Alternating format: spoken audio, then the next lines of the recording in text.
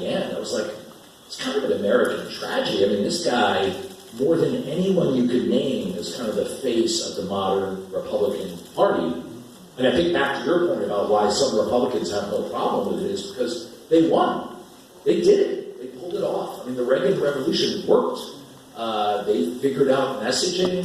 We show in the movie. Those right-wing think tanks, the death tax, all that stuff worked really, really well.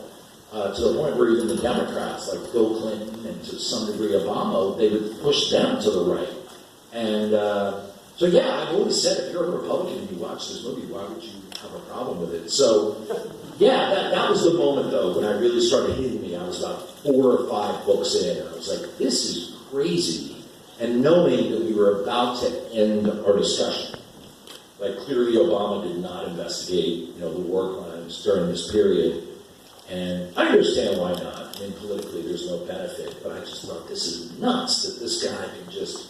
And John Yoo, the torture lawyer, teachers at Berkeley, and all these people are just like, hey, what's up? Eating hot dogs and walking around. It really reminded me of the movie, one of my favorite movies ever, The Act of Killing. It was a great, great movie. And it just kept making me think of that. And like the idea that like you can get through this, you can do these horrors. And then the next question was, who the hell is this guy? Where did he come from? How do you do these things? And just motor on with your life. And once I dug into that, I realized there was an American story there. Well, and how did you dig into that? Because he is so secretive. I mean, who are some of did you have sources other than the books and the articles? And what kind of other research did you have to do? We did. I mean, we read everything out there. I compared it to radio telescopy, where it's like, there are just certain things you're never going to know about Dick Cheney. He will never give you any emotion. His biography is the most boring thing you have ever read. It's like instructions on how to put together a Cuisinart. I mean, and so you really have to triangulate everything. And so that's what we did. We dug in, and the key was that we had a journalist that was working with us who went and interviewed dozens of people off the record. Yeah, we had to do it off the record. So we would kind of figure stuff out through all the great writing of all these amazing journalists. God bless journalists. So many.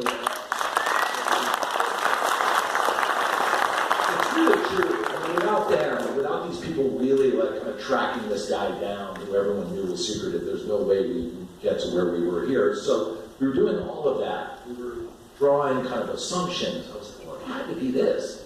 And then our reporter went out and spoke to people off the record, and we started hearing, like, if anything, we're being conservative. Like, that was the response we got from the people he was talking to. So that was amazing to hear the real truth. One of the biggest things we heard from our journalist was that everyone in Casper, Wyoming, to this day, still says, no matter who Lynn, Cheney, Vincent would have married, they would have been president or vice president. That it was her.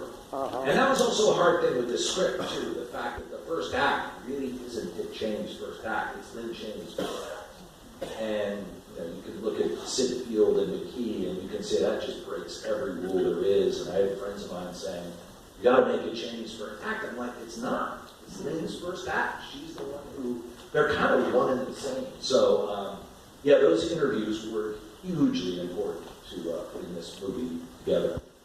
Well, speaking of like breaking storytelling rules, I love this new form of kind of journalistic comedy you've created with this in Big Short, where you're dealing with things that are generally historically accurate, but you're breaking the fourth wall. You have things like Alfred Molina coming in. You have the thing that halfway through, where all of a sudden the end credits start, all that kind of stuff. And I'm curious how difficult it is. Like, what's the sort of trial and error figuring out which of those things work, and when you're going too far with the self-consciousness? Because it seems to me like it must be a really difficult balance to strike.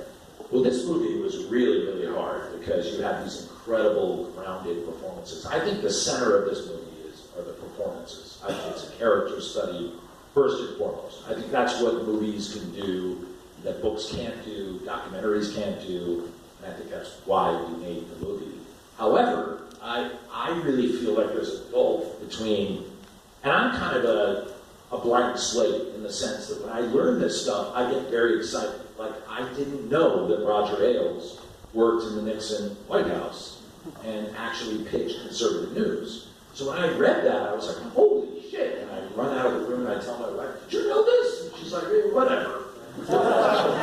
So I get very excited about this stuff. And my theory is that the techniques of pop culture, the techniques of presentation, with big graphics and funny things, are used a lot of the time to sell us products. They're used to get us excited about things that are really not important. And so our idea is like when I, as a kind of, in my office as a sweaty geek, get excited about something, I'm like, fuck it, let me use that. And the Alfred Molina thing is a great example. I mean, if I had shown that in documents or had a lawyer, it would have been a snooze, but when you really hear that list of stuff they did, it's unbelievable. And I think it's perfectly legit to have Alfred Molina, one of the most charming actors ever, read it as something that we all love, a menu. And so that all comes from my kind of geeky enthusiasm when I'm discovering it. Like once I saw that list and I talked to a bunch of lawyers, I'm like, is this real? And they're like, oh yeah. I was like, holy shit. You want to kind of pump it with that excitement.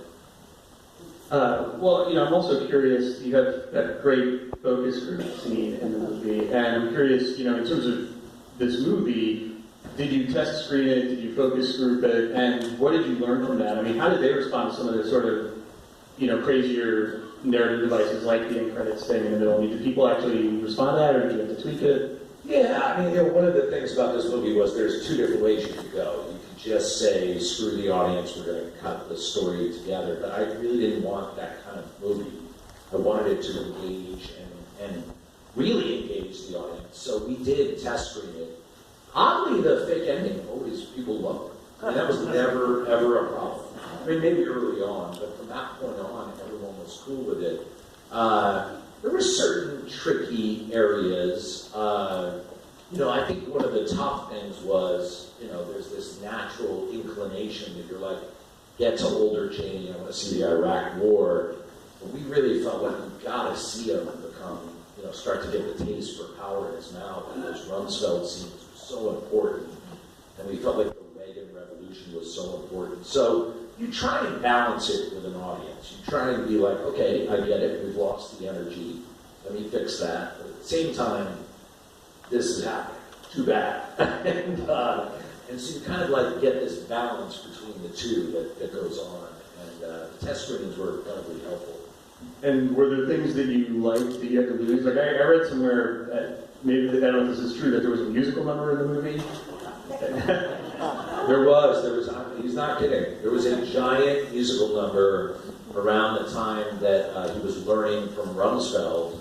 And it was with Brittany Howard from the Alabama Shakes. It was a huge dance number, and it was all about you just got to do what you got to do to win the game. And it just didn't work. It was like we put it in, and it was like, honestly, it became a choice between the moment of him hearing about bombing Cambodia or the musical number. And I felt like the bombing in Cambodia gave you that taste of power and weight more than the musical number. So we'll release it. It'll be as an extra scene when the movie comes out. Yeah, it's incredible. It's incredible. I mean, you have Greg Fraser, one of the best DPs on the planet, Nick Britell, one of the best composers, Brittany Howard. It is spectacular, but like in the flow of the story, it did not work. Writing a movie like this just seems to me like it must be such a monumental undertaking. And I guess I'm curious, you mentioned all the books you were reading, journals you got. At what point do you actually sit down at the computer or the typewriter and start writing? Do you start that in the midst of the research? Do you get all the research in your head first? How do you approach that? It kind of comes out where you're reading, I was about 5-6 books in. And then you're kind of recycling, and you're constantly rereading the books as you're doing it, and you're constantly reading articles. And about 5-6 books in, I started to have a shape. So that was like the rough outline. And so the research and the outline kind of went hand in hand. So that was it. It was research and outline were kind of the same thing. It took like 8 months. I mean, it was, I've never done a movie like this. With The Big Short, we had Michael Lewis's book, and then I still had extra economists that I was talking to, like Adam Davidson and other people, which helped a lot. But with this movie, there was a lot of great books, and a lot of great journalism, but they were mostly about little pieces of Cheney's life. There was not really that book out there that did the whole suite. And so, I realized early on we had to put it together on our own using these books. And it was tricky, but it was fun. I mean, we were definitely into it. I mean, there was this moment, like I said, where you just realized the door of history is about to close on this guy. And I realized, what do I really know about him? He shot a guy in the face. Jokingly called him Darth Vader. We think he pulled the puppet strings, and nearly 1 million people died in Iraq. Like, he broke the Geneva Convention. The world economy collapsed. He outed a CIA spy, and on and on and on. And we're about to let this pass. I mean, it was an incredible, weird moment in my office where I was like, I so much would have rather done, the new Spider-Man movie. Which I honestly, I was offered. I mean, it was a moment where, hey, it was like, oh, that sounds fun. And instead I'm in my office working on Dick Cheney, I'm like, shit.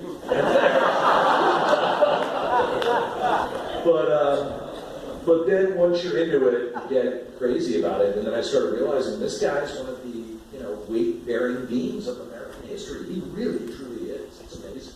Well, the whole unitary executive thing obviously has a lot of relevance now, and I think if I've got my timing right, you would have been in pre-production on this movie when Donald Trump was elected president in 2016. I'm curious, did you see that coming, and how did it affect how you saw or approached this movie, if at all? We were actually in New York City. We were scouting, doing tech scouting for a TV show we did for HBO called Succession. And I directed the pilot. I was with Robin Woolley, my EP, who's here somewhere. And no, oh my God, no one saw it coming. I remember that night we were hanging out with Alex Gibney, the documentarian, and a bunch of other friends, and we had bottles of champagne because I'm like, hey, I don't love everything about Hillary, but we're about to have our first woman president. This is awesome. And so we had bottles of champagne, we all got together, and then our friend Rich, who's a producer on the show, called and said, no, it's not happening. We were like, excuse me? And so the night ended with the TV off, and us passing a bottle of whiskey around this circle. And the next day on the text out, a quarter of our crew was crying. And we realized actually, we were already planning Vice, and we said, actually, it's even more relevant now because, and it's kind of happened. We realized that, with our 24-hour news cycle, it would just, in everyone's mind, it would just seem like it's all about Trump, Trump, Trump. And it's no, this has been a 40, 50-year story. This is not just Trump, the orange reality star. This is a much bigger story. So after that, we were more committed to the movie. Yeah, I feel like the movie gets that across so clearly and concisely, and one of the things that I think works really well is your use of the Jesse Plemons character as a narrator, and I'm curious where that idea came from, because it's really a masterstroke. Yeah, that was early on, just incredible to me that this is a guy who should have died 5 different times, and in the end, somehow at the last moment jumps the donor list and gets this fresh, amazing heart. And then when I read that Cheney really was saying he doesn't consider it someone else's heart, he considers it his new heart, I was like, all right, that's the end. And that was very early on. There were about 4 moves right from the beginning. The other one was him and Lynn sort of, in a way, betraying Mary. That was another one that just really struck me because everything about what you read about Cheney for the first 40, 50 years of his life was all about family. He did all the cooking, he did the shopping. The people we talked to and around his life were he loves those daughters. He loves Lynn. And then when you read that, you're like, wow, man. And then some people are like, well, you don't know if it was safe. I was like, no, 2 days later, they published an op-ed saying, or they released a statement saying they back Liz. And what we've heard is that Lynn will still,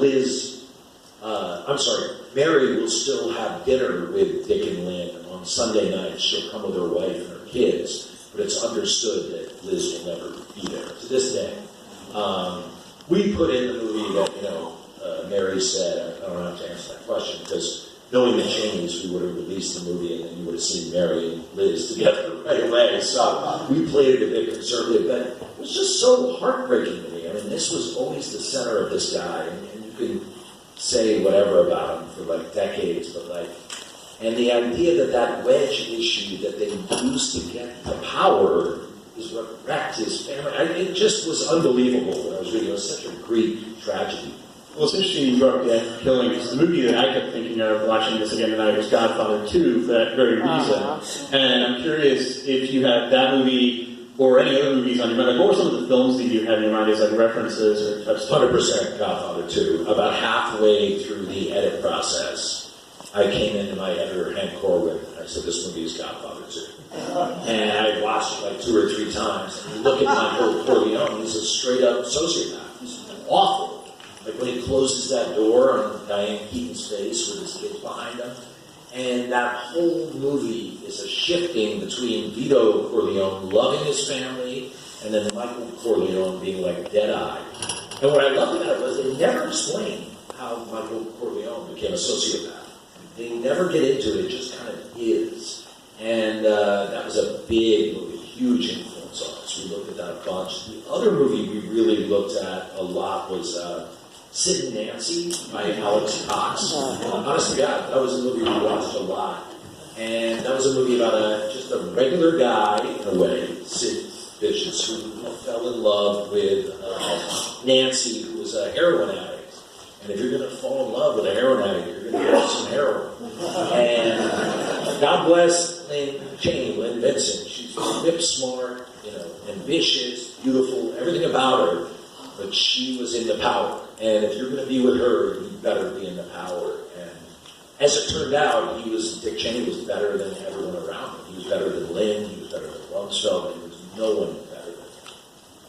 Well, I've always thought Cheney as kind of a sociopath, and yet in this movie, Christian Bale's performance really, made me connect to him in a way. And what Bale does in this movie almost goes beyond acting to like cloning or something. I mean, he is so exactly like him, and yet, in a million years before this, I would never have thought of, Christian Bale as the obvious choice for Dick Cheney. I'm curious, at what point did you think of him, and what was his response when you approached him with it?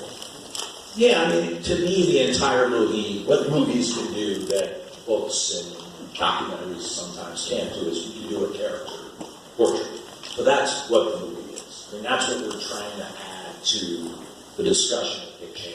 And to me, the entire movie hinged on having an actor play Dick Cheney that you just had to see what he would do with it. That an actor who's not going to just play him, an actor who's going to research him, who's going to break him down psychologically, who's going to go deeper than anyone could ever go. And that's Christian Bale. And I didn't care about the physical appearance. I really didn't. I just wanted to see what he would do psychologically, how he would reinterpret him. And then pretty quickly we realized, David Cheney is every bit as important, if not more so. And then when you get to that point, you're like Amy Adams. I mean, Amy Adams is she was born in Italy, but I think she was mostly raised in Colorado. She's a total heartland woman who was raised in that part of America. So it really became about those two. To answer your question, when I told Bale, he's like, straight up just said, "Are you fucking crazy?" And then he knew it. He knew it right away. I was like, Christian, it's all internal. None of it's external. There's no markers. This guy doesn't want us to play him in a movie. Dick Cheney, the last thing Dick Cheney wants is for him to be seen in a movie. You can just see Christian be like, shit. I mean,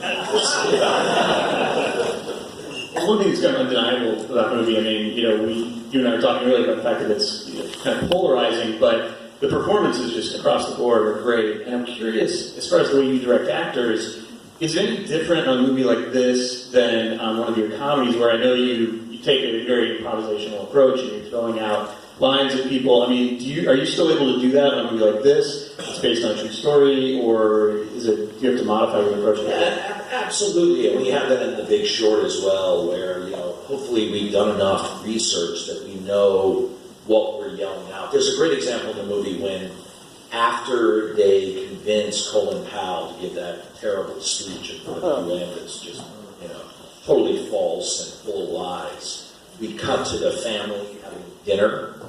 It was one of my favorite moments in the movie, actually. And that's all improvised. That's like, I just told them what to talk about. I just said, okay, American Idol was big, this was going on, and I told each character what to riff with, but other than that, it was totally improvised. So it's a different kind of improv. When you're doing like laugh-driven comedy, you're constantly attacking the scene. And, you know, with those kinds of movies, like after Step Brothers, I would go home and I would be physically tired. Like my muscles would be sore from both laughing and the focus of trying to think of jokes. With this, and with The Big Short, it was a little more relaxed, because it's character-based, and you have actors that are doing so much, and so many details. So it is a little more relaxed, but always the last couple takes, I'll throw some stuff out. Why not? You know. And then there are several times where Christian or Amy or Sam Rockwell or Tyler Perry would say, hey, can I do this? And of course my answer is always yes. It's just film and musically won't. So I'd say as far as the degree of improv, it's about half as much as the comedies. And it's a different kind of quality. It's not as attacking. It's a much more subtle. The set is quieter. Like when we were doing Step Brothers, we would like do takes, and then as soon as I said cut, the whole crew would crack up laughing. And they would be like, oh my God! Like, that's clearly not happening on this. It's more relaxed vibe, which is nice, but occasionally you made the crew laugh. Well, you know, Step Brothers was, when it came out, not one of your best reviewed movies. You know, it was actually kind of a polarizing movie. Now it's thought of as a classic. This movie is, you know... That's actually, Step Brothers, I think, our worst reviewed movie. Yeah, like really crappy movies.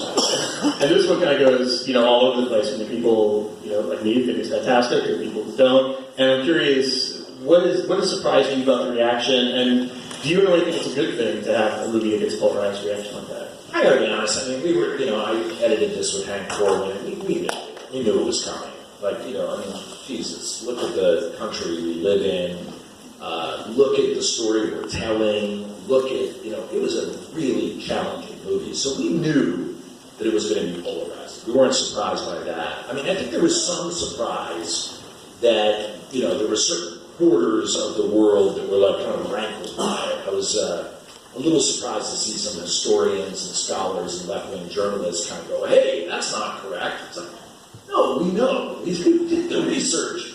But that was small. I mean, for the most part, we felt like, yeah, we knew exactly what we were walking into. And if you do a movie, all of America is about the colors red and blue right now.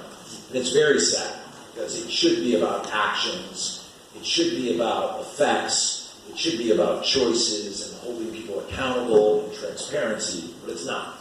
It's about which colored jersey you're wearing, and we knew that walking into it. So I gotta say, part of me loves it. I mean, part of me loves reading a review that's like, how dare he? This is the most disgusting thing I've ever seen. And then there's some other review, this is genius. Like, it's kind of ridiculous. And the same thing with Step Brothers. I mean, one of my all-time favorite reviews we've ever received was Roger Ebert's review of Step Brothers. If you have a chance, please read it. It basically reads like Richard Jenkins' character wrote the review.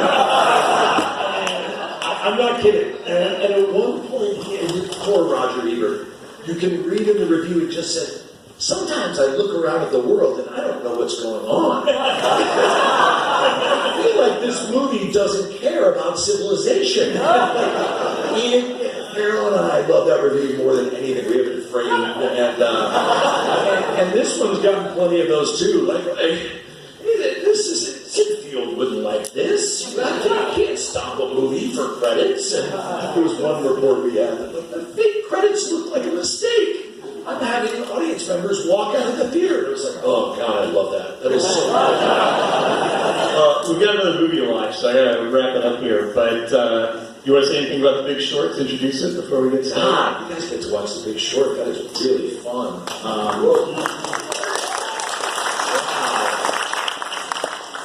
What to say about this one? We just had a blast making this. We were down in New Orleans. Let me tell you stuff around the movie, which is we had to be really careful how much we indulged in New Orleans. So we had like strict rules. We were like only Friday nights. But then every Friday night we'd be staggering home drunk. And then we would sleep in Saturday, get our shit together, and go back. But man, these actors, the big thing with this movie is the actors, and Barry Acker was a DP. Oh my God, that guy's a legend.